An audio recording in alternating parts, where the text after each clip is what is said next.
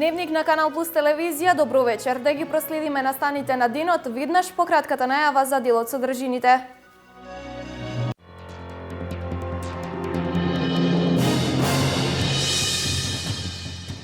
Штрајк на судската администрација за поголеми плати. Станува збор за незадоволство кое остана по ланските неуспешни преговори со Министерството за правда.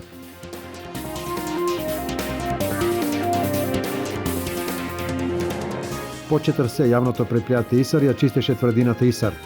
Вакви акции наредните денови ќе има и на други терени во Штип.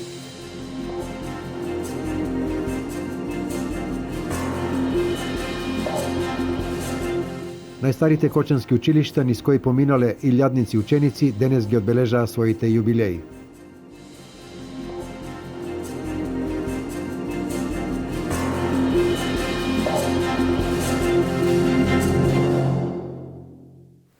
Владата вчера одлучила бугарската компанија Минстрој да биде новиот концесионер за експлоатација на олово-цинкова руда во рудниците Тораница и Злетово и покрај тоа што постапката целосно не е завршена, а дел од компаниите кои учествувале на тендерот најавија дека ќе обжалат одлуката. Дополнително за рудниците се води и стечајна постапка, која исто така не е завршена, а треба да заврши со ликвидација и продажба на основните средства на рудниците. За да стопанисува со рудниците, бугарската компанија ќе треба да даде и најдобра понуда при продажбата на основните средства во рудниците Тораница и Злетово. Министерството за економија најави дека утре заедно со новиот концесионер и представници на рударите ќе одржат пресконференција на која ќе презентираат целокупната документација.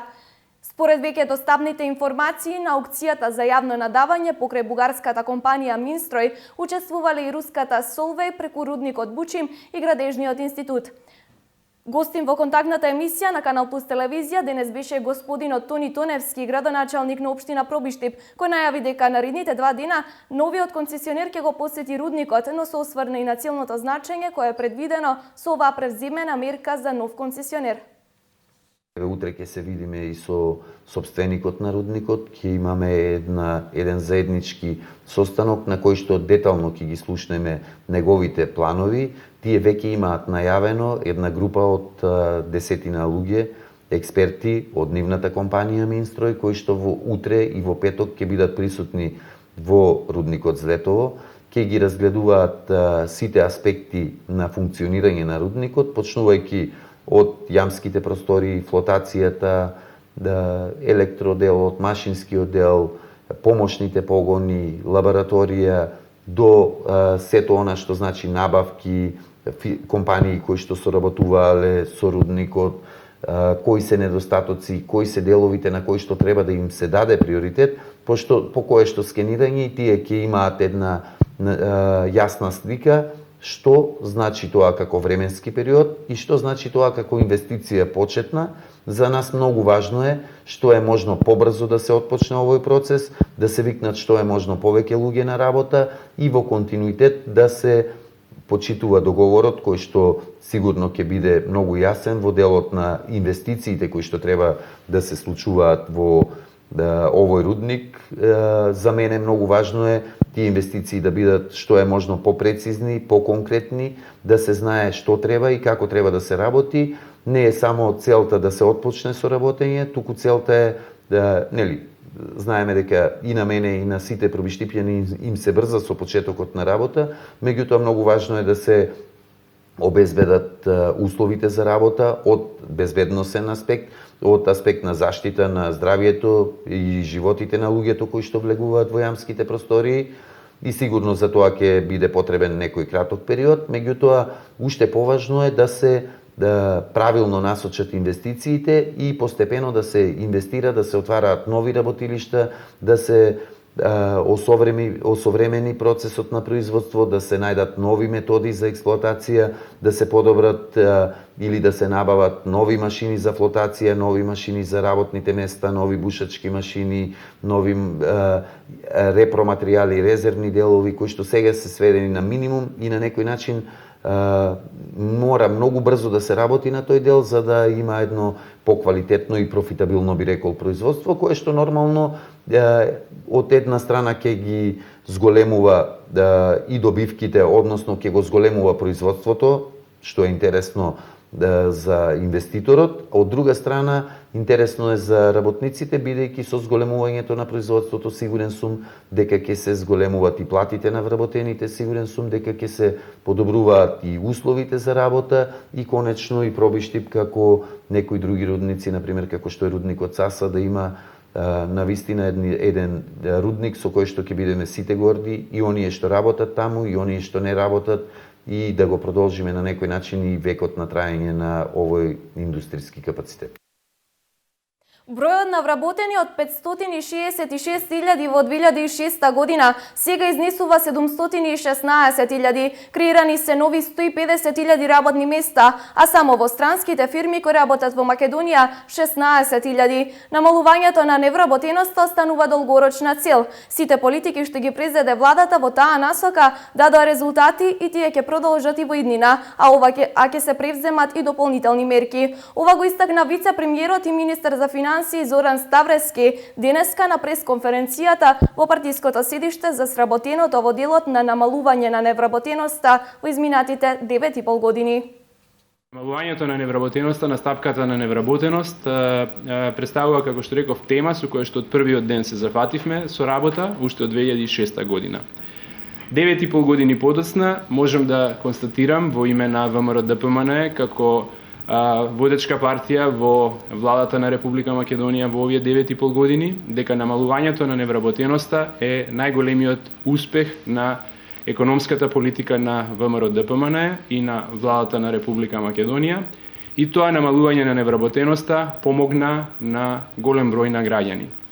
Со бројки тоа значи во периодот од јуни 2006 до декември 2015 година во Република Македонија се креирани вкупно 150.000 нови работни места. 2005 година некаде во првиот квартал 38,7% е рекордното ниво на невработеност во Република Македонија, кое што беше постигнато во 2005 година. За во 2006 година невработеноста негде да се сведеме околу 37%. Од тие 37%, значи, денеска сме стигнати до рекордно ниска невработеност од 24,6%. Штрајк на судската администрација. Во Штип протестираа вработените од Основниот и Апелациониот суд. Бараат зголемување на платите, враќање на старото работно време и бараат укинување на казните за вработените. Штрајкот е последица на предупредувачкиот штрајк од минатата година и неуспешните преговори со Министерството за правда. Администрацијата од Штипскиот основен и апелационен суд од денес се вклучи на 3-дневен штрајк, во кој учествуваат сите судски службеници од сите судови од земјава. Штрајкот е резултат на неисполнетите барања во врска со барањата за измена на Законот за судска служба. Има многу противуставни одредби, рестриктивни и неприменливи во најголем дел. Бараме зголемување на платите, бараме да не ги исплатат ветените 5%, кои требаше да ги исплатат во октомври 2013 година.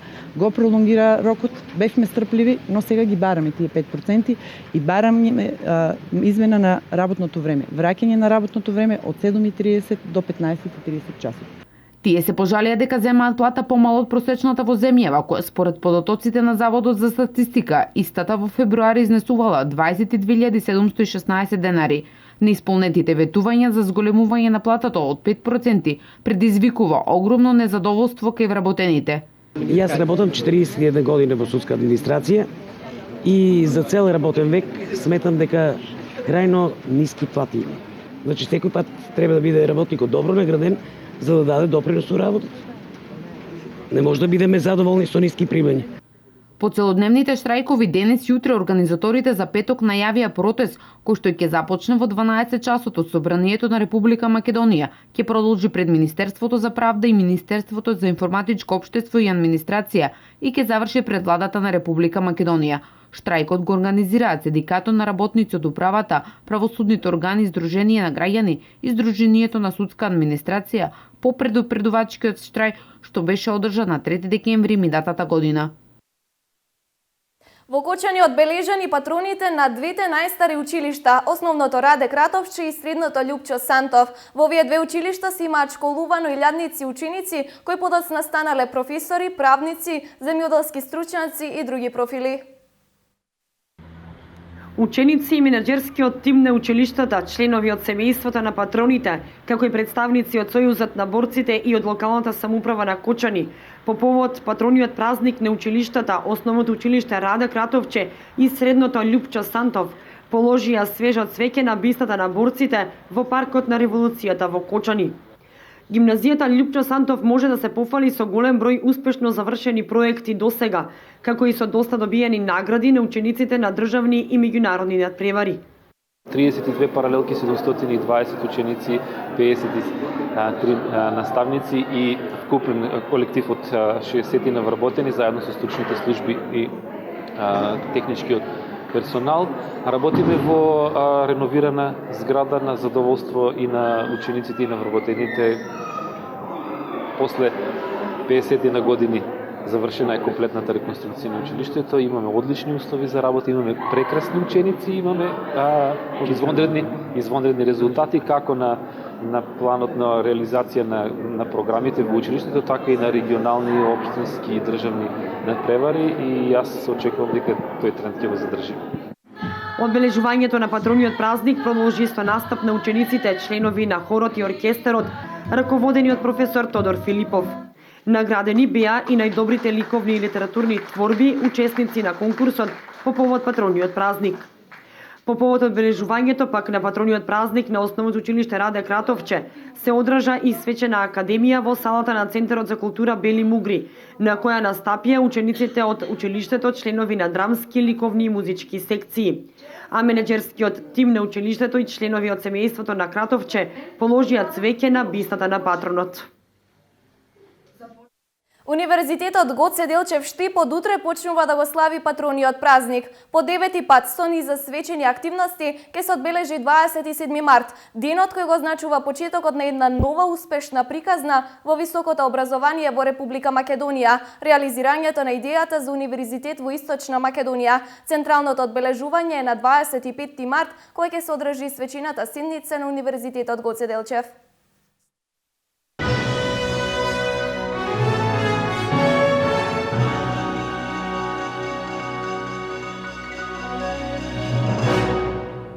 Хуманитарните активности во основното училиште Ванчо Преке во Штип се одржуваат редовно. На тој начин младите уште од најрана возраст се учат да помагаат на лицата на кои им треба помош. Во продолжение уште еден пример во ова училиште.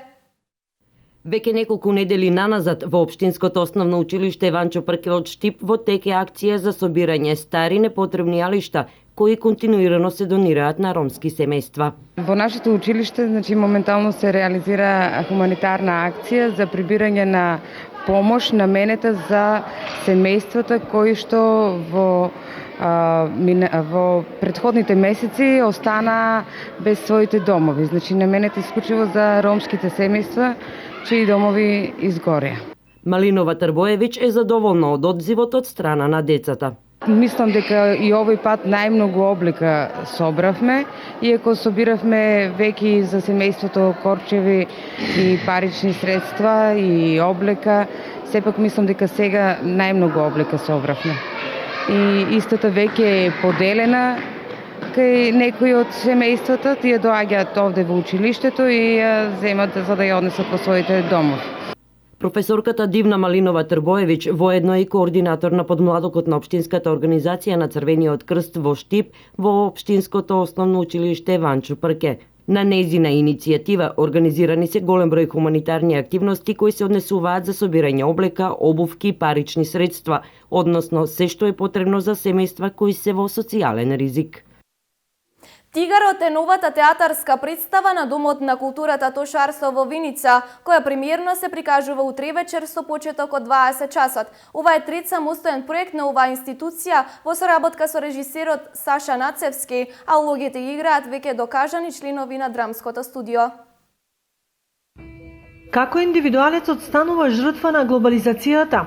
Како осаменоста го трансформира од човек во животно? Токму таа тема ја обработува новата театарска представа на Домот на културата Тоша Арсов, која премиерно ќе биде прикажана утре вечер. Значи, осаменоста е она што ги врзува сите представи, а во оваа представа е мощно карактеристично што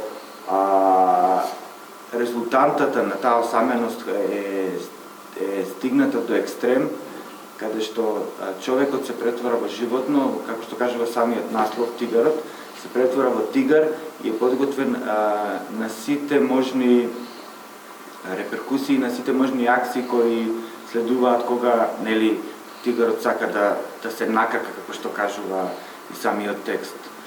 Главните улоги ги играат средношколците кои со режисерот Нацевски веќе трета година се надградуваат и ги усовршуваат актерските техники. Текстот кажува и зборува за нешто што не тангира нас, особено младите. И процесот да ти од човечко битие станеш животно е нешто за кое што треба да се запрашаме сите зашто тоа се случува. Затоа јас би сакал да искористам приликава, не би сакал да се задлабочувам во темите, бидејќи тоа сакам да го оставам на публиката која ќе дојде вечерва и се надевам дека ќе им се допадне представата. Ова е трет самостоен проект на Домот на културата. Предходните две представи беа Лизелота и Толстој му кажа збогом на Чехов. Особено че се задоволствам нешто го продолжуваме континуитетот на веќе професионална продукција на театарската сцена во Домот, како резултат на соработката со режисерот Саша Начевски, кому ова е веќе трета представа која работи на сцената на Домот на култура и на актерите од нашето драмско студио.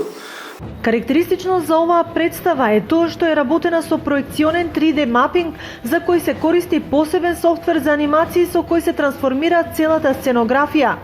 После утрешната премиера во Виница веќе има закажано гостување во Демиркапија и во други градови, а Домот на културата најави до крајот на годината уште еден театарски проект со кој за прв пат ќе го отвори фестивалот In Vinica Veritas.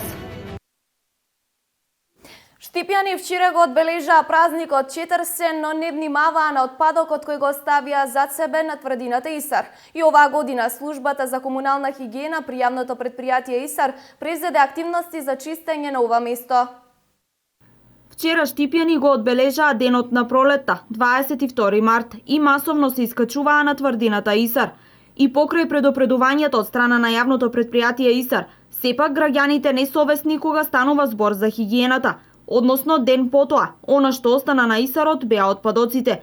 Службата за јавна чистота при јавното предпријатие денес излезе на терен и просторот кај Исар беше расчистен. Наши екипи се веќе на терен и го чистат потегот од патеката, значи лево што е од овде од на самиот влез до Исарот, па се до спомениците, и десно покрај скалите па се до спомениците. Нашите екипи се веќе на терен, исто така ја чистиме и патеката позади Исарот комплетно, бидејќи имаше доста голем број на ѓубре. Еве ние за кратко време, значи ќе го тоа се то санираме и ќе биде на нула. Паралелно со тврдината Исар исчистена и пешачката патека во Штип, која после последните дождови беше поплавена, а истата граѓаните можат да ја користат за одмор и рекреација. Веднаш штом се повлече водата, веќе ја исчистивме патеката. И патеката од кај детската градинка Стибо, и патеката од кај 8 ноември, со нашата механизација, со нашите расположливи средства, ја исчистивме и ја доведовме во првобитна состојба, а еве и сега ќе се измети, ќе се среде и веднаш, значи веднаш после завршувањето на поплавите го следивме тоа, а еве сега редовно се чисти и се мети, се со цел да се одржи хигиената. Инаку во рамки на работата на јавното предпријатие Исар, секоја недела има акција за чистење, а од утре започнува генерално чистење на населбата 8 ноември во Штип, потоа во населбата Автокоманда, Сењак и во останатите штипски населби.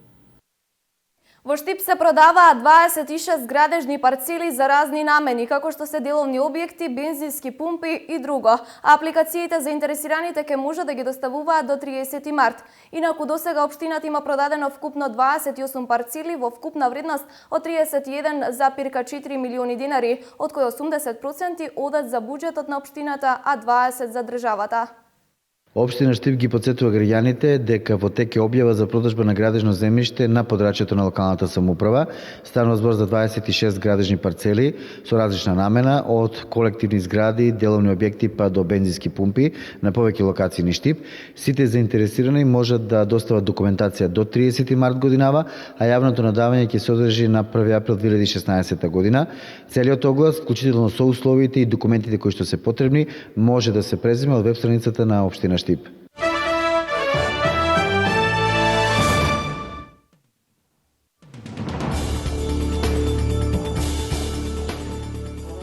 Белгија од денеска е во 3-дневна жалост. Во експлозии на меѓународниот аеродром во Брисел и во метро станицата Малбек во Брисел загинаа 34, а над 230 лица беа повредени. Нема загинати македонци.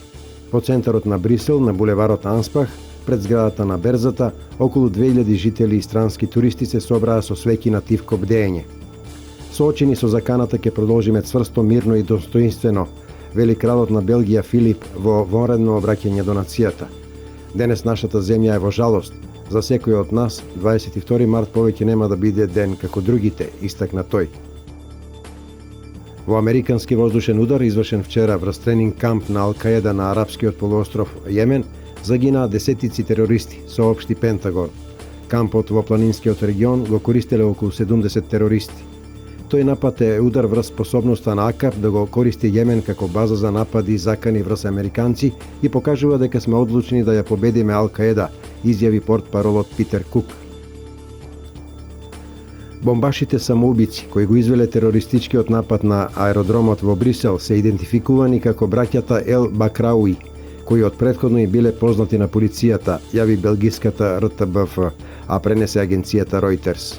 Белгиските власти понатаму трагаат по третиот осомничен за вчерашните напади во Брисел, на аеродромот Завентем и во метростаницата.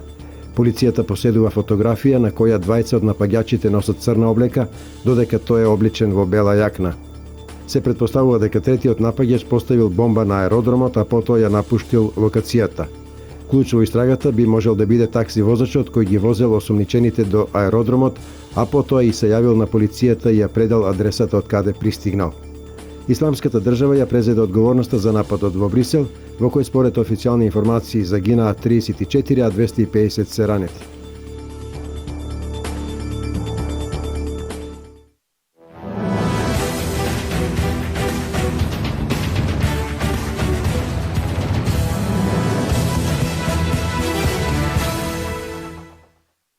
Општинскиот фудбалски клуб Малеш од Берово ги изголемува своите шанси од следната сезона да се надпреварува во третата фудбалска лига Исток. Оваа екипа пролетниот дел од надпреварувањата во Општинската фудбалска лига за Кочанскиот регион, каде што се надпреварува, го започна со победа, со што ги запиша првите 3 бода во првото коло. Општинскиот фудбалски клуб Малеш Берово имаше успешен есенски дел од надпреварувачката сезон, се наоѓа на првата позиција со 18 бодови, без ниту еден изгубен меч и со најдобра гол разлика од 26 голови. Инаку во првото коло од пролетниот дел ОФК Малеш ја совлада екипата на Сокол од Соколарци со 2:0. Надпреварот се играше на стадионот во Чешиново, а двата гола за беровчани ги постигна Мартин Белдедовски. Раководството на овој клуб се надева дека клубот до година ќе игра трета фудбалска лига, зашто реално имаат шанси преку поддршката која што им ја дава градоначалникот на општината Драги Наџински, кој што финансиски го поддржува клубот за истиот да може нормално да функционира и работи. Мислам дека традицијата која ја носи Малеш тоа и го заслужува. Ние како локална самоуправа, јас како градоначалник стојам зад клубот, веќе во смисла на опремување на спортска опрема, на подготвување на теренот, тоа веќе го работиме и се надевам со добра подготовка на нашите фудбалери дека ќе успееме да ја постигнеме целта, а тоа е активно надпреварување во источниот фудбалски регион.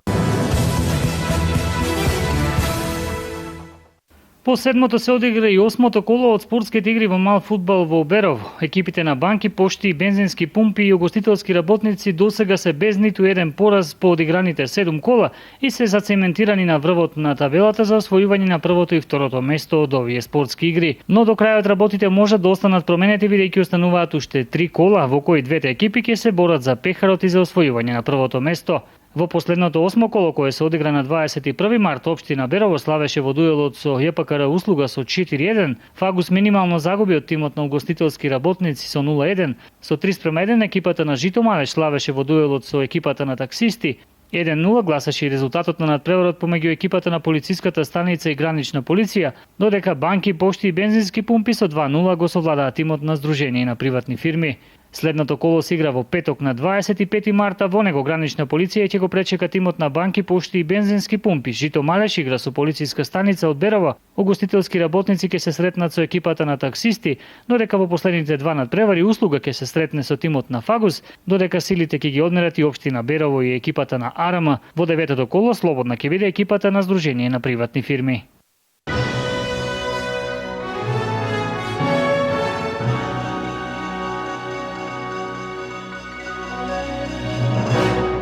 По сите предвидени содржини за ова издание на Дневникот ми преостанува уште да ви посакам пријатна вечер со програмата која следи во продолжение на Канал Плюс телевизија.